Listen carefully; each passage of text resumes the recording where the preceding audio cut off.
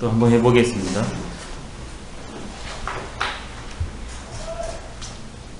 이제 중용이라는 책으로 들어가 봐가지고요. 이제 시대적으로 이런 상황 속에 그 문제의식을 풀어낸 게 글로 정착된 게 중용입니다. 근데 이게 이렇게 쭉 거의 세인들한테 알려지지 않다가 이게 확 드러났거든요. 왜 그러냐면 이게 중용이 지금은 이렇게 단일본으로 떨어져 있지 않습니까? 그래서 사서라고 묶어졌잖아요. 노는맹자 대학 중용이 사서인데 이 사서라고 묶어진 것은 송나라 주자가 했습니다. 그 이전에는 이렇게 되지 않았어요. 논어하고 맹자까지는 알려졌습니다. 그렇지만 대학과 중용은 잘 안 알려졌습니다. 근데 당나라 들어와 가지고 대학과 중용이 소수 사람들한테 발굴되기 시작합니다. 왜냐하면 대학도 우리가 봤지만 삼강령 8조목으로 체계적이잖아요. 그 다음에 나부터 해가지고 천하국가, 평천하까지 가니까 스케일이 큽니다. 그 다음에 유학을 이렇게 매조주하기도 아주 좋습니다. 대학도 유학의 철학화 중에 하나입니다. 근데 중용은 더더구나 천의 문제나 인간의 심성의 문제에 대해서 천이 뭐냐, 존재의 근거, 본질이 뭐냐가 천이거든요. 그 다음에 그런 존재 중에서 하나인 나의 존재의 근거, 존재의 실상이 뭐냐, 이게 성의 문제예요. 그게 어떻게 대상과 교섭을 하게 되나, 이게 정의 문제거든요. 그럼 어떻게 내가 본래에 나와 본래 그것과 하나 돼서 살 것인가, 이걸 논해놓은 게 중용입니다. 그러니까 그때 그 시절인 위진남북조 현학과 그 다음에 불교와 갈 수 있는 게 중용 하나만 딱 잡아버리면 아주 요긴하거든요. 이게 당나라 때부터 중용이 부각되기 시작합니다. 위진남북조부터 부각이 돼요. 위진남북조 시절부터. 근데 당나라 때 이제 본격적으로 부각이 된 게 이고라는 사람이 있는데요. 그 사람이 이 중용 공부를 하셔가지고 저작을 하나 냅깁니다. 그게 그 유명한 복성서입니다. 복성서. 주자는 그 우리가 논어 배웠을 때 주에 그랬었거든요. 공부는 뭐하냐, 뭐 때문에 하냐, 복기초라. 그 애초 그것을 회복하기 위해서 공부를 한다고 그랬거든요. 내가 지금 이렇게 물들어 있는 내가 아니라 나의 본래성, 그것을 회복하는 거, 그게 공부다 그랬어요. 근데 그 나의 제일 처음이 뭐냐, 그게 성이라는 겁니다. 성을 회복하는 글, 이게 복성서예요. 근데 천명주의 성이잖아요. 이게 중용을 공부를 많이 하셨는데 이고라는 사람이 불교에 등하기가 이루 말할 수 없는 사람입니다. 불교 공부랑 같이 해가지고 유학에도 그 다음에 중용에 이거 있구나. 그래서 쓴 게 복성서입니다. 어떻게 본성을 회복할 것인가, 그래서 자유롭고 행복하게 살 것인가. 그러니까 그때부터 이것을 별로 그냥 이렇게 봤는데 그렇게 철학적으로 이걸 설명해 놓으니까 대단하거든요. 그래서 이제 지식인들이 많이 법이 됩니다. 송나라 때 오냐 그러면 정자가 이것을 또 완전히 드러냅니다. 대학도 그러는 것처럼 주자가 와가지고 주석을 달아가지고 논어맹자 대학 중용에 주석을 달아가지고 이기와 심과 성, 이기 심성을 가지고 천을 말할 때는 이기로 말하고 인을 말할 때는 심과 성으로 말합니다. 그래가지고 사설을, 인간학적인 측면이 강한 사설을, 특히 중용은 빼고요, 인간학과 도, 형이상과 형이하학을 아우르는 그러한 철학적 줄을 내버려요. 그러니까 이제 천하를 휩쓸어 버립니다. 이게 이 사서 줄을 통해서 주자가 유학의 철학가를, 그 시절의 유학의 철학가를 맺어지습니다. 이게 그것이 천년의 빈자 끌고 가는 거죠. 길게 말하면. 작게 말하면 청나라 망하기 전까지는 이게 가니까요. 그러면 700년입니다. 700년을 그냥 주자주가, 중국 그때 하냐 그러면 동아시아 문명의 그 맹주였으니까 동아시아를 이 주 4개를 써가지고 주자가, 그 다음에 사서를 딱 묶어가지고, 그래서 그 이전에는 5경 체제였거든요. 시, 서, 역, 예기, 춘충. 근데 이것을 또 이렇게 나눠가지고 이하와 효경 뭐 이런 거에서 13개가 하나면 13경이에요. 그 경체제인데 그걸 통해서 유학과 중국 사상을 연구했는데 사서를 쓴 다음에는 사서 3경이네 사서 5경이 경을 중시하기 때문에 보다 오히려 사서를 중시해서 유학을 공부합니다. 중국 철학은. 이게 한 사람이 이거 글 쓴 게 아무것도 아니지만 그 결과가 어마어마할 수 있다는 게 주자가 증명이 됩니다. 근데 다사는 그게 문제다. 그래가 다시 육경 사서로 바꿔버려요. 사서 육경이 아니라 육경 사서야 돼야 쓴다 해가지고 옛 유학으로 고본 유학이라고 그래요. 옛날 본래 유학으로 돌아가야지 신유학 문제 있다. 이게 다산의 관점입니다. 그런데도 그 조선에서 그것을 성공을 시키지 못했습니다. 그만큼 이 사서라는 게, 그 다음에 그것을 체계한 주자의 공이 대단하다는 걸 알 수가 있습니다. 근데 그렇게 형이상학과 형이학을 완결 지을 수 있는 게 중용 때문입니다. 근데 이 중용하고 주역하고 같이 간다고 그랬지 않습니까? 그래서 주자가 주역에다도 줄을 냅니다. 심혈을 기울여가지고 줄을 냅니다. 주자가. 그래서 유학의 철학을 알고 싶다. 그럼 뭐 어떤 책을 보면 좋겠냐? 주역과 중용을 보면 좋습니다. 그 중에서도 계사전을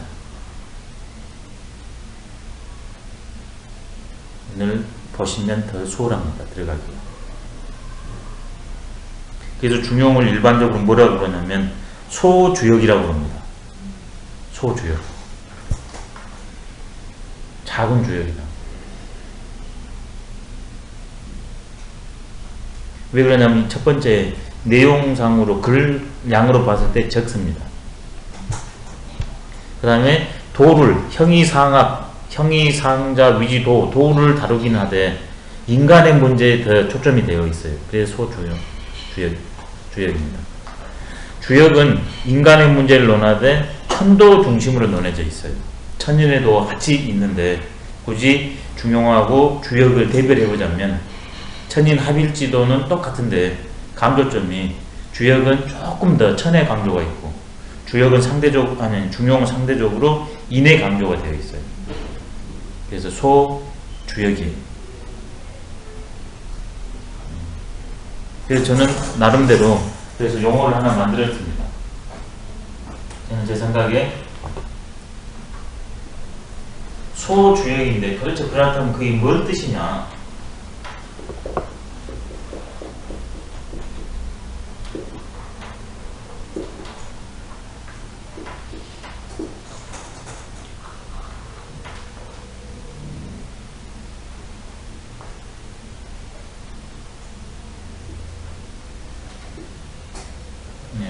저는 중용은 연역지관이다 이렇게 용어를 하나 붙여봤습니다. 어디에서 연원을 했냐면 제가 그냥 만든 게 아니라 연원이 2개가 있습니다. 첫째 하나는 정자라는 사람이 이렇게 말했습니다. 소화학과 대학을 나눠가지고 중국 소화학 있지 않습니까? 소화학을 해 놓고 뭐라고 그랬냐면 입덕지 문이라고 그랬습니다. 소화학을 놓고 입덕지 문이다. 덕에 들어가는 문이다. 바로 인간이 인간답게 살 수 있는, 그렇게 첫 네 걸음을 걸을 수 있는 그러한 것들이 문만 열면 활짝 열려있다. 인간답게 살 수 있는 첫 걸음이 바로 소화기라는 거죠. 왜 오륜체계로 써졌거든요. 실내를 들어가지고. 근데 대학이라는 것은 왜 이렇게 해야 되는가? 그 원리를 설명해요. 그래서 명덕부터 평천하까지 삼방면 팔조목으로 나오지 않습니까? 그래서 이것을 뭐라고 했냐면, 이것은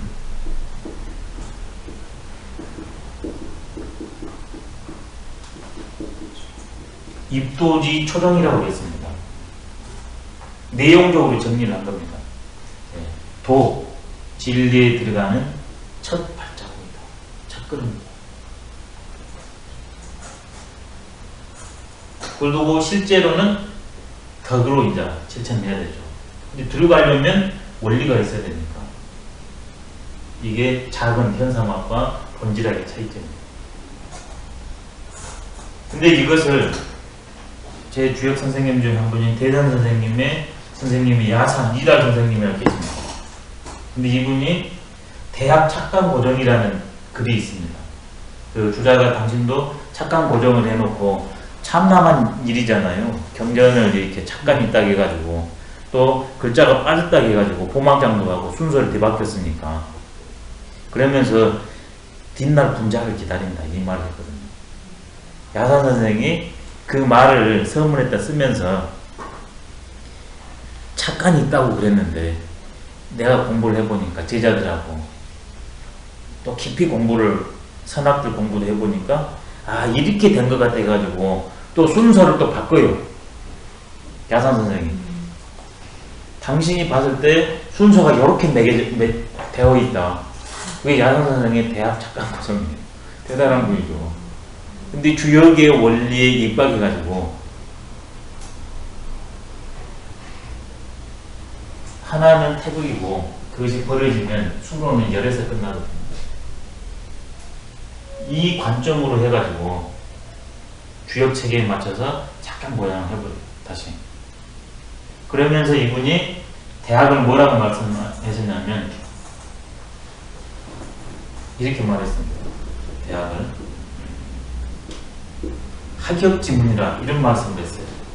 야산 선생이 대학은 여기 1번이고요. 2번으로 하격지, 역을 배우는 문이라고 했습니다.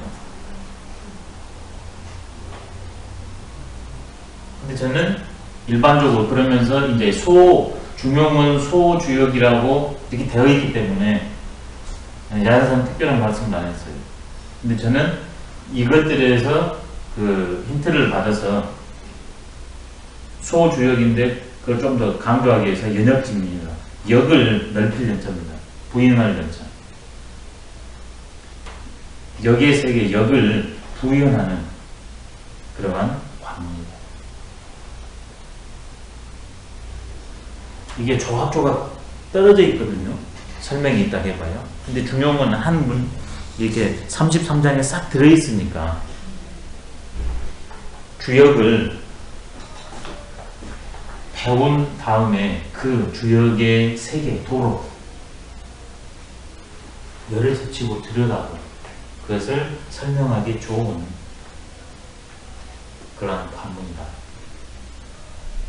연역지 관이라 빗장이 쳐졌잖아요. 관문. 그것만 열을 쳐버리면 내가 들어갈 수 있으니까 연역지 관이라고 개인적으로. 이게 학과 연은 큰 차이가 있죠.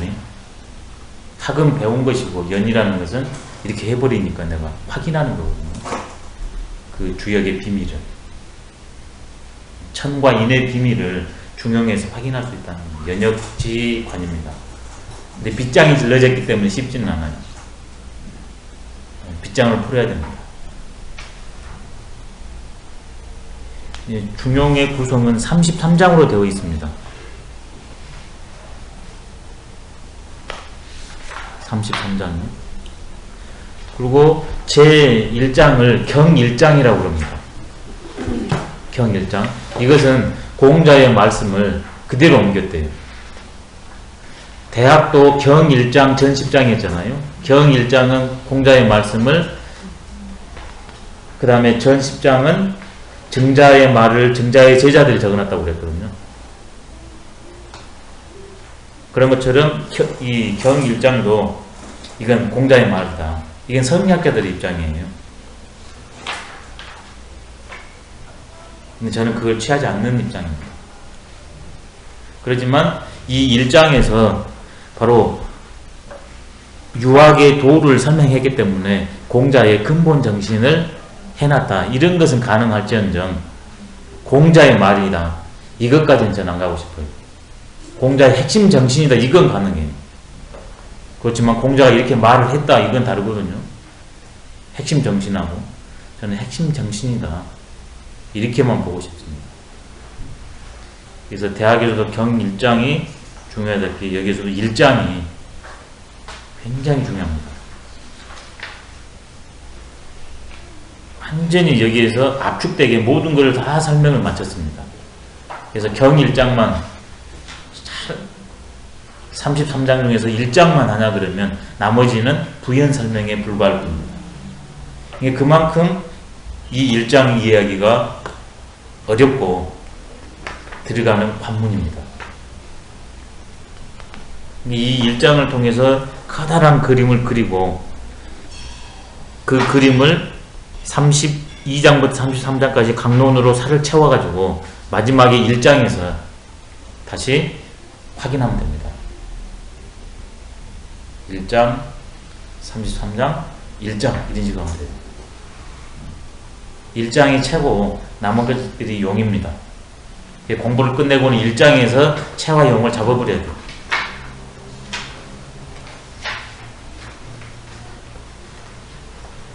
중용에서 말하고자 하는 것은 천도가 뭐냐, 인도가 뭐냐.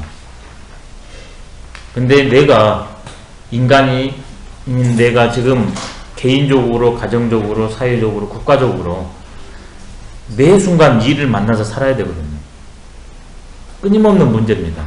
근데 그 문제를 해결하기 위해서는 하나의 경험이나 주관적 판단이나 관습으로는 안 된다는 걸 압니다. 부딪히니까, 한계가 있으니까. 그래서 그것을 원리를 잡아야 돼요. 그게 인도입니다. 인도.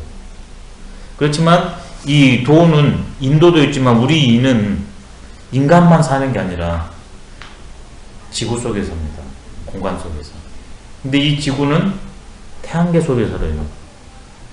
태양은 은하계 속에 삽니다. 은하는 우주 속에 삽니다. 그래서 인간이 아무리 내가 할 수 있는 문제가 있을지라도 이 자연현상 마음대로 못해요. 인간끼리 관계를 맺은 것뿐만 아니라 땅보다는 더 이 하늘하고 관계를 맺어야 돼요.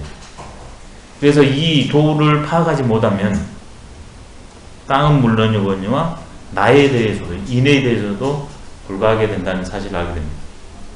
그래서 이 근거로서 천을 이해해야 됩니다.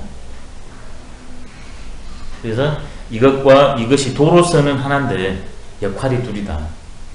그래서 원리는 불변으로 적용되는데 시간과 공간과 사람과 일 속에서 이 원리가 어떨 때는 음으로, 어떨 때는 양으로, 어떨 때는 나아가게, 어떨 때는 물러가고, 어떨 때는 멈춤으로 진행되는구나.